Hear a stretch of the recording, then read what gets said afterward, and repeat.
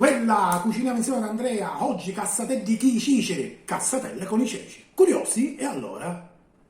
In cucina. Ammetto che sconoscevo totalmente questo dolce. Ho avuto modo di assaggiarlo per la prima volta a Borgo Parrini. Borgo Parrini è una località sita in Partinico, provincia di Palermo, è un borgo molto particolare. Al suo interno vi è un bar e la ragazza che lavora al bar, Sofia, mi fece assaggiare questa prelibatezza. Mi innamorai follemente di questo dolce, contadino.